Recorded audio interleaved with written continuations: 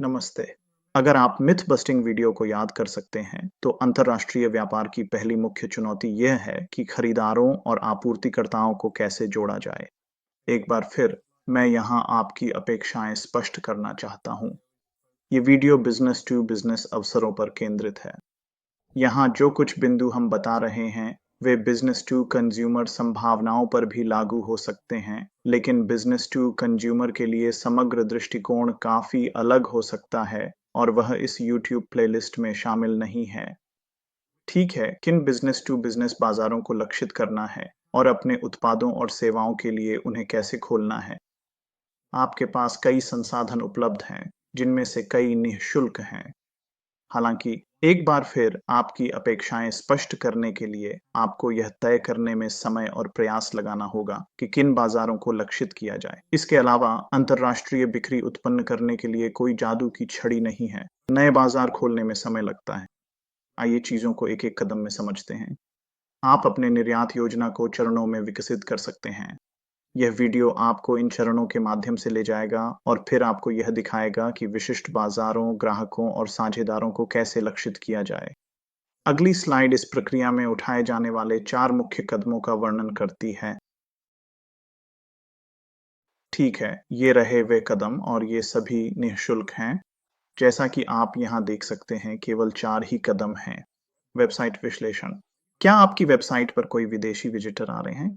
अगर आपको यकीन नहीं है, तो गूगल एनालिटिक्स आपको विवरण प्रदान करेगा या निर्यातक की ऑल्मनैक में आपको अन्य विश्लेषणात्मक टूल्स भी मिल सकते हैं। अगर आप विदेशी ट्रैफिक उत्पन्न नहीं कर रहे हैं, तो निराश ना हो। ऐसा तरीका है जिससे आप उन विदेशी कंपनियों को आकर्षित कर सकते हैं, जो आपके सामान और सेवाओं के लिए ऑनलाइन खोज कर रही हैं। हम इसे अगली स्लाइड में समझाएंगे। Desk research. आप ऑनलाइन डेटा तक पहुंच सकते हैं, जो आपको ये पहचानने में मदद करेगा कि कौन से बाजार आपके लिए रुचिकर हो सकते हैं। तीसरा कदम यह है कि आप अपनी वेबसाइट विश्लेषण और डेस्क रिसर्च से तैयार की गई बाजारों की सूची को और परिष्कृत करें। यही वह समय है जब आप किसी विशेष बाजार को स्वीकार या अस्वीकार करने के लिए अपने खुद के मानदंड लागू करना शुरू करते हैं। एक बार जब आपके पास लक्षित बाजारों की सूची तैयार हो जाए, तो आप संभावित ग्राहकों और साझेदारों से संपर्क करने पर ध्यान केंद्रित करेंगे। ठीक है, पहला कदम था आपकी साइट पर ट्रैफिक का विश्लेषण करना। अगला कदम है विदेशी कंपनियों के लिए आपको आपके उत्पादों और सेवाओं को खोजने की संभावना को बढ़ाना। अगली स्लाइड में हम आपको दिखाएंगे कि यह कैसे करना है। इसके बाद आप डेस्क रिसर्च की ओर बढ़ते हैं। 1 या 2 दिन की रिसर्च ही आपको यह प्रारंभिक तस्वीर देने के लिए पर्याप्त है कि कौन से बाजार आपके सामान और सेवाओं के लिए सबसे अधिक संभावनाएं प्रदान करते हैं। एक बार जब आप यह सब कर लेते हैं, तो आप अपने चुने हुए बाजारों को लक्षित करने के लिए तैयार हो जाएंगे। लेकिन पहले आइए ऑनलाइन पाए जाने के इस मुद्दे को देखें। दुनिया के अधिकांश लोग अंग्रेजी को अपनी मातृभाषा के रूप में नहीं बोलते हैं। इसके अलावा यह एक स्थापित तथ्य है कि अधिकांश ऑनलाइन खोजें उपयोगकर्ता की मातृभाषा में ही की जाती है। केवल तब जब वे अपनी खोजी हुई चीज नहीं पाते, तो उपयोगकर्ता अंग्रेजी आजमाते हैं। इसलिए यदि आपकी वेबसाइट इन उपयोगकर्ताओं की भाषा में नहीं है, तो उसे खोजा नहीं जा सकेगा। यही कारण हो सकता है कि आपकी वेबसाइट पर विदेशी ट्रैफिक बहुत कम या बिल्कुल नहीं है। इसके अलावा भले ही आपकी वेबसाइट अंग्रेजी में प्रकाशित हो, जैसा कि अधिकांश वेबसाइटें होती हैं, तो भी आप ऑनलाइन पाए जाने के लिए सभी अन्य वेबसाइटों से प्रतिस्पर्धा कर रहे हैं। यदि आपकी कोई विदेशी भाषा में उपस्थिति है, तो पाए जाने की प्रतिस्पर्धा का स्तर काफी कम होगा। आप अपनी वेबसाइट को अन्य भाषाओं में अनुवाद कर सकते हैं, लेकिन यह अपेक्षाकृत महंगा, धीमा और प्रबंधन के लिहाज से समस्याग्रस्त है। इसका समाधान है कि आप अपनी बहुभाषी माइक्रोसाइट बनाएं। माइक्रोसाइट्स में आपकी कंपनी के मुख्य तत्वों की संक्षिप्त प्रोफाइल होती है, इसलिए ये कीवर्ड्स और वाक्यांशों से भरपूर होती हैं, जिन्हें ऑनलाइन सर्च इंजन स्कैन और इंडेक्स करते हैं। इससे संभावित साझेदारों के लिए आपको ऑनलाइन खोजते समय ढूंढना आसान हो जाता है। बहुभाषी माइक्रोसाइट्स आपकी माइक्रोसाइट के अलग-अलग भाषा संस्करण मात्र हैं। ट्रेड टेक की बहुभाषी माइक्रोसाइट्स अपने आप 35 भाषाओं में प्रकाशित हो जाती हैं। इन बहुभाषी माइक्रोसाइट्स की अधिक विस्तृत व्याख्या के लिए video guide to multilingual microsites देखें। निक आपको सब कुछ समझाएंगे। अब आप अपनी डेस्क रिसर्च शुरू करने के लिए तैयार हैं। आपको अपनी रिसर्च की शुरुआत आईटीसी के ट्रेड मैप से करनी चाहिए। यह सेवा इंटरनेशनल ट्रेड सेंटर द्वारा प्रदान की जाती है, जो वर्ल्ड ट्रेड ऑर्गेनाइजेशन और संयुक्त राष्ट्र का एक संयुक्त उपक्रम है। व्यापार डेटा सभी राष्ट्रीय सरकारी व्यापार संगठनों द्वारा प्रदान किया जाता है। ट्रेड मैप सेवा आपको आयात या निर्यात करने वाले देश के अनुसार खोजने की सुविधा देती है। इसके बाद आप अपनी रुचि के अनुसार वस्तुएं या सेवाएं चुनते हैं और परिणाम आपको संबंधित व्यापार परिणाम दिखाएंगे। इसके अलावा कुछ देशों के प्राधिकरण आपको उन कंपनियों के नाम भी प्रदान करते हैं जो निर्यात या आयात कर रही हैं, जैसा भी मामला हो। यह आपको वर्तमान व्यापार प्रवाह और संभावित खरीदारों व प्रतिस्पर्धियों की एक तस्वीर देता है। इस टूल से आपको पता चलेगा कि कौन से देश आपके उत्पादों या सेवाओं में रुचि रखते हैं। साथ ही आप यह भी देख सकते हैं कि आपके उत्पादों या सेवाओं को आपके इच्छित किसी भी देश में और कौन से देश निर्यात कर रहे हैं, जिससे आप देख सकते हैं कि विदेशी प्रतिस्पर्धा कहाँ है। यह विश्लेषण वर्तमान व्यापार प्रवाह दिखाता है, लेकिन यह आपको यह नहीं बताता कि कौन से बाजार आपके लिए सबसे अधिक संभावनाएं प्रदान करते हैं। अगला टूल आईटीसी डेटा को अपने स्वयं के एल्गोरिदम के साथ मिलाकर यह सुझाव देता है कि व्यापार बढ़ाने की संभावना कहाँ है। ये है आईटीसी का एक्सपोर्ट पोटेंशियल मैप। फिर से आप स्लाइड के शीर्ष पर वेब लिंक देख सकते हैं और हम नीचे विवरण में भी लिंक शामिल करते हैं। अपने उत्पाद श्रेणियों का विवरण दर्ज करके यह टूल उन देशों का विश्लेषण तैयार करेगा जो आपके सामान के लिए बाजार की संभावनाएं प्रदान कर सकते हैं। तो इन दोनों आईटीसी टूल्स के माध्यम से आप उन देशों की एक शॉर्ट लिस्ट बनाना शुरू कर सकते हैं जिन पर आप अपने निर्यात विपणन प्रयास केंद्रित कर सकते हैं। अगला कदम इस सूची को और परिष्कृत करना है। अब आपको अपनी शॉर्टलिस्ट को फ़िल्टर करना चाहिए, उन देशों को हटाकर जो आपके आवश्यक प्रोफ़ाइल में फ़िट नहीं बैठते। बाज़ार का आकार, क्या यह आपके लिए विचार करने के लिए बहुत छोटा है, जैसा कि कई द्वीप देशों के मामले में हो सकता है? या क्या यह इतना गरीब है कि आपके सामान या सेवाओं में स्थानीय स्तर पर रुचि न हो? क्या कोई ब्लैकलिस्ट या प्रतिबंध लागू होते हैं? वर्तमान में रूस, बेलारूस, अफगानिस्तान, ईरान और उत्तर कोरिया को हटाया जा सकता है। आप अपनी सरकार की प्रतिबंध सूची में और जानकारी देख सकते हैं। अधिकांश सरकारें ऐसी सूचियां प्रदान करती हैं। शुल्क और गैर शुल्क बाधाएं, क्या आपके देश से वस्तुएं या सेवाएं आयात करने पर कोई उच्च शुल्क या गैर शुल्क बाधाएं हैं? आप ये विवरण आईटीसी के मार्केट एक्सेस मैप पर देख सकते हैं। लिंक नीचे विवरण में दिया गया है। भाषा संबंधी विचार, क्या आपको किसी विशेष भाषा में काम करने में असुविधा है? हालांकि गूगल ट्रांसलेट और डीपल अनुवाद में आपकी मदद कर सकते हैं, लेकिन हो सकता है कि आपको लगे कि वे कुछ विशेष भाषाओं या भाषा समूहों के लिए पर्याप्त सहायता नहीं देते। क्या दूरी एक समस्या है? यह इसलिए हो सकता है क्योंकि लंबी दूरी का मतलब अधिक शिपिंग लागत हो सकता है, या समय का अंतर आपके लिए बहुत अधिक समस्या पैदा करता है। लेकिन संबंधित देश की जानकारी कहाँ मिलेगी? यह आसान है। अगली स्लाइड देखें। एक्सपोर्टर का ऑल्मनैक इन सभी पिछली स्लाइड्स के सवालों के जवाब देता है, या तो सीधे तौर पर या उस ऑनलाइन सेवा तक पहुंच प्रदान करके जो यह कर सकती है। हम सभी 250 देशों और क्षेत्रों के लिए जिनके पास आईएसओ कोड है, देश प्रोफाइल प्रदान करते हैं। अगर किसी क्षेत्र के पास आईएसओ कोड नहीं है या वह बसा हुआ नहीं है, तो आपको वह यहाँ नहीं मिलेगा, लेकिन वैसे भी ऐसे क्षेत्रों में आपका व्यावसायिक हित नहीं होगा। 252 देशों के लिए हम 4 प्रोफाइल प्रदान करते हैं जो आपके लिए रुचिकर हो सकते हैं। एक सामान्य प्रोफाइल जिसमें जनसंख्या का आकार, भाषाएं, समाचार संसाधन आदि शामिल हैं। एक आर्थिक प्रोफाइल, अर्थव्यवस्था का आकार, प्रमुख आर्थिक संकेतक और रिपोर्ट्स। एक व्यापार प्रोफाइल, प्रमुख व्यापारिक संकेतक जो आपके लिए किसी देश को अपने विचार में शामिल या बाहर करने के निर्णय को प्रभावित कर सकते हैं। एक वाणिज्यिक प्रोफाइल, आप अगली स्लाइड में जर्मनी के वाणिज्यिक प्रोफाइल का एक उदाहरण देखेंगे। ठीक है, इस प्रक्रिया के अंत में आपके पास अपने लक्षित देशों की सूची होनी चाहिए। अगला कदम है अपने उत्पादों और सेवाओं की किसी विशेष बाजार में स्थिति पर विचार करना।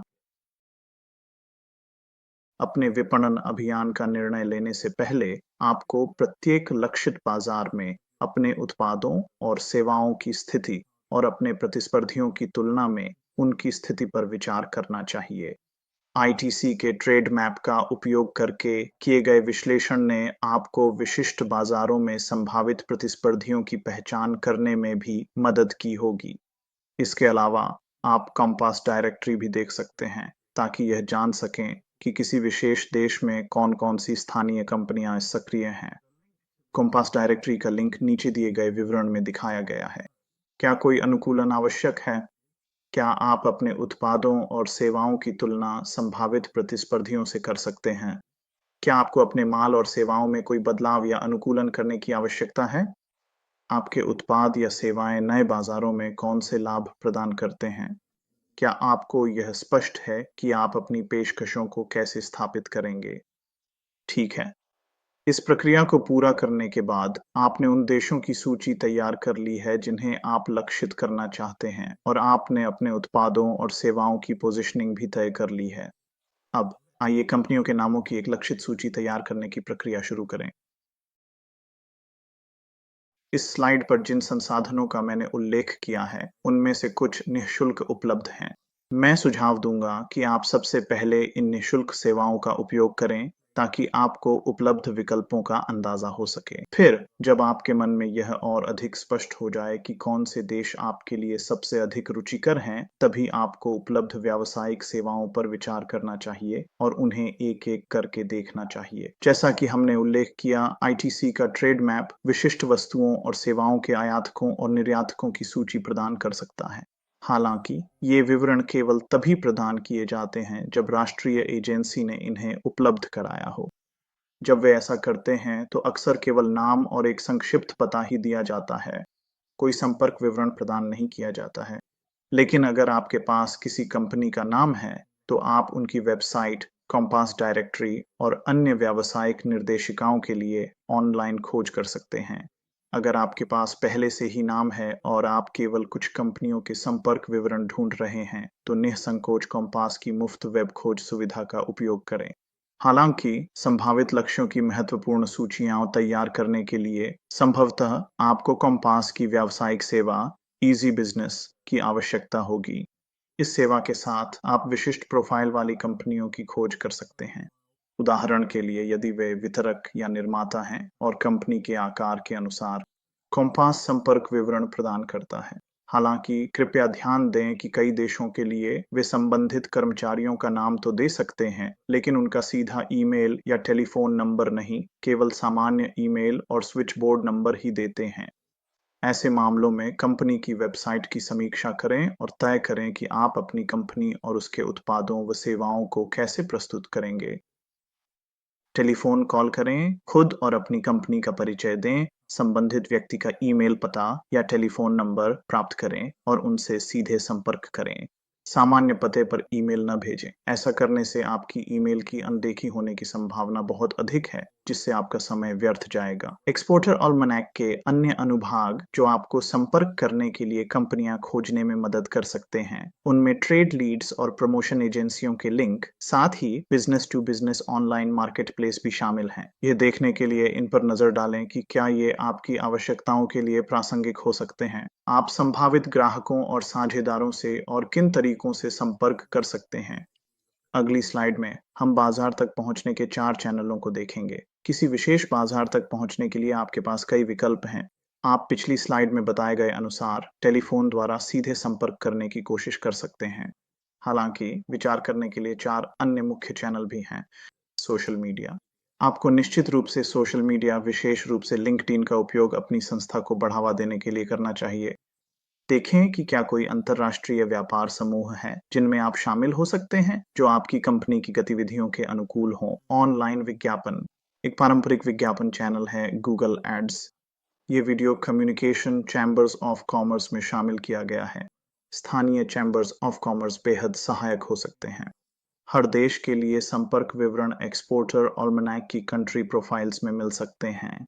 स्थानीय व्यापार सलाह देने के अलावा वे आपकी कंपनी की मार्केटिंग विजिट्स में भी मदद कर सकते हैं और ऐसे स्थानीय वितरकों की पहचान कर सकते हैं जो आपके उत्पादों में रुचि रखते हों। सीधे देश का दौरा करना सुविधाजनक, केंद्रित और लागत कुशल हो सकता है, जिससे आप अपने मार्केटिंग दौरे को उस देश में कर सकते हैं।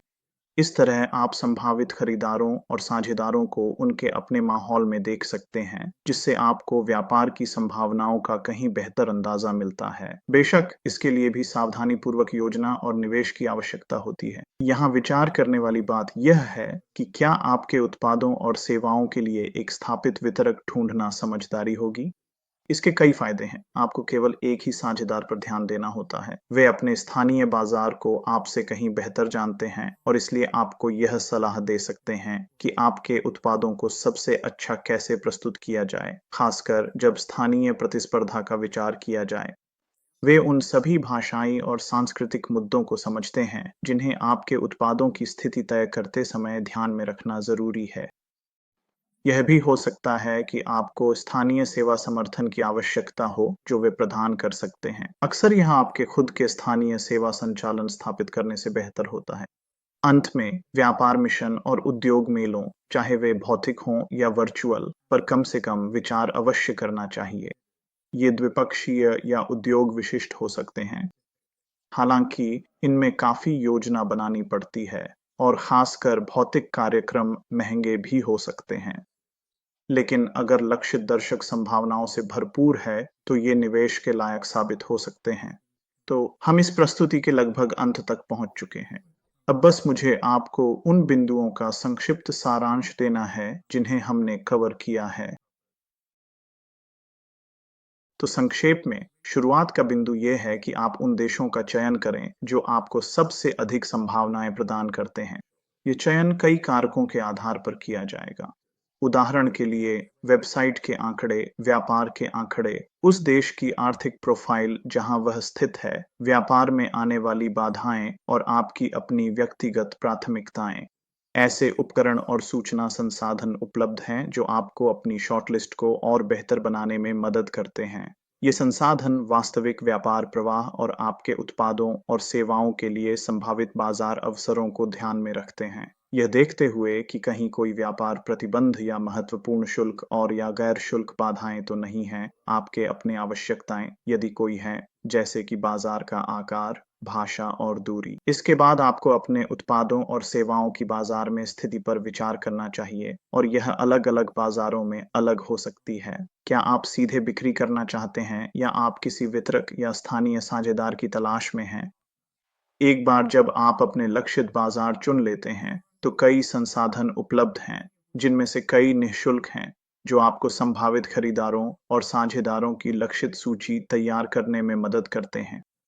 हालांकि, यदि आपको कुछ से अधिक लक्ष्यों की आवश्यकता है और या आपकी बहुत विशिष्ट आवश्यकताएं हैं, तो संभव है कि आपको कॉम्पास जैसे व्यावसायिक व्यापार निर्देशिकाओं तक पहुंचने के लिए थोड़ी सी निवेश करनी पड़े।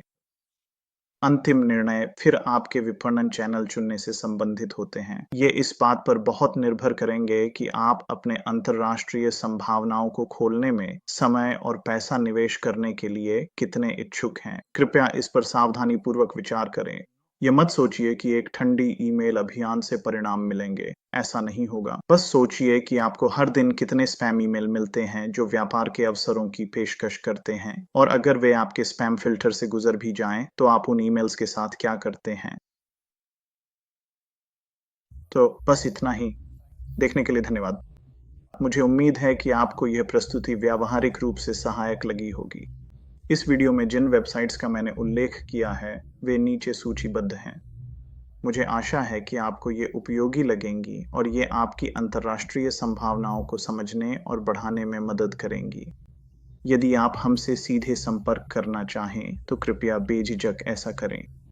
हमारी वेबसाइट और मेरा ईमेल पता इस स्लाइड पर और नीचे दिए गए विवरण में है। अगर आपको यह वीडियो उपयोगी लगा हो, तो कृपया इसे लाइक करें और हमारे चैनल को सब्सक्राइब करें ताकि आप अंतर्राष्ट्रीय व्यापार की संभावनाओं को बढ़ाने के और भी सुझाव पा सकें। स्क्रीन पर दिए गए सब्सक्राइब लिंक पर बस क्लिक करें। इसमें कोई खर्च नहीं है। अगर आपको लगता है कि आपके जानने वाले किसी व्यक्ति को इसमें रुचि हो सकती है, तो कृपया यह लिंक उनके साथ साझा करें। अगर आप अगला कदम उठाने के लिए तैयार हैं, तो प्लेलिस्ट में अगला वीडियो देखें। इसका लिंक यहीं दिया गया है।